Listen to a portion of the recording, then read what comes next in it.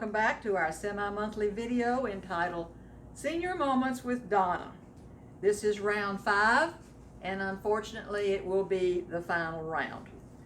I hope you are enjoying our series of uplifting information during these trying times. Our thought for the day involves happiness. Happiness is the subject of our thought. Sometimes it is hard to be happy during the turmoil in which we are living. But we must remember, I am in charge of how I feel. And today, I am choosing happiness. And there are a couple of other thoughts that I would like to leave with you. One positive thought in the morning can change your whole day. Also, whenever you're going through right now, just remember there's happiness in every breath, in every heartbeat, and in every smile. We should never give up. Okay. Now, humor. A good laugh is worth its weight in gold. And I have 3 examples for you. The first one is dumb blonde jokes. Is the dumb blonde stigma valid for men too? Well, let's see. A blonde man is in the bathroom and his wife shouts, "Did you find the shampoo?" He answers, "Yes, but I'm not sure what to do. It's for dry hair and I've just wet mine." Secondly, a blonde man spies a letter lying on his doormat. It says on the envelope, "Do not bend." He spends the next 2 hours trying to figure out how to pick it up without bending over. And finally, a blonde man shouts frantically into the phone, "My wife is pregnant and her contractions are only 2 minutes apart." "Is this her first child?" asks the doctor. "No," he shouts, "this is her husband." Okay. Now we have eating in the 50s. Some of you who are watching may not remember the 50s, but most of us do. All right, eating in the 50s. Pasta had not been invented. It was only macaroni and spaghetti. Chickens did not have fingers in those days. None of us had ever heard of yogurt. Cooking outside was called camping. Seaweed was not a recognized food. And finally, there were 2 choices for each meal. Take it or leave it. I remember those days. Yes. You know you are living in 2020 when you accidentally enter your PIN on the microwave. When you haven't played solitaire with real cards in years. You have a list of 15 phone numbers to reach your family of 3. You email the person who works at the desk next to you. And your 5-year-old granddaughter knows more about technology than you do. But still be happy that you are a senior. And a few adages about laughter. A good laugh heals a lot of hurts. Laughter is the shortest distance between 2 people. A day without laughter is a day wasted. Laughter is an instant vacation. Laughter is the sun that drives winter from the human race. And finally, you don't stop laughing because you grow old. You grow old because you stop laughing. Okay. Now, our segment on where did that come from? And I'm only going to give you one instance today. I'm sure you have all heard the expression, "I'll be a monkey's uncle." Where in the world did that come from?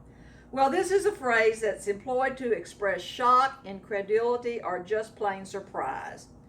It originated in the 1920s and refers to the theories laid down by Charles Darwin's 1859 work entitled Origin of the Species. As most of us are aware, Darwin pointed out how close we humans are in physical terms to apes and monkeys.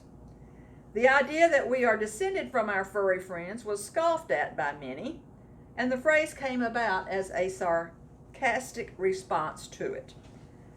Then it slipped into the language to refer to anything unbelievable.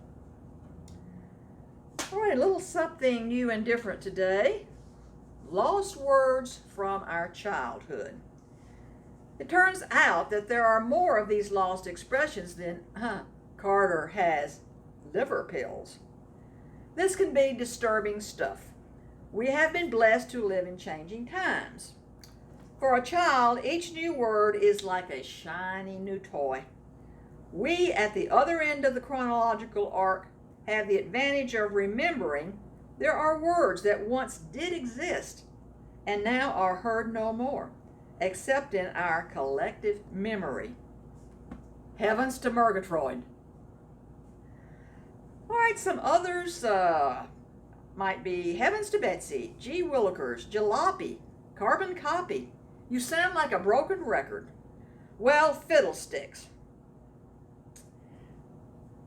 Well, I hope you are hunky-dory after this chuckle.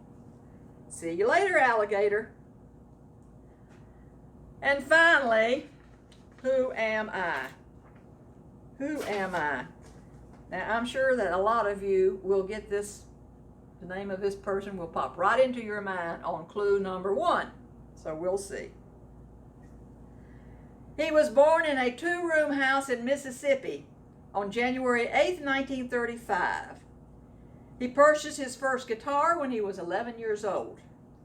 The next year, a local radio show offered him a chance to sing live on the air, but he was too shy. Clue number 2. At the age of 18, he paid $4 to make his first record. The next year, he auditioned for a gospel quartet. Guess what? They turned him down.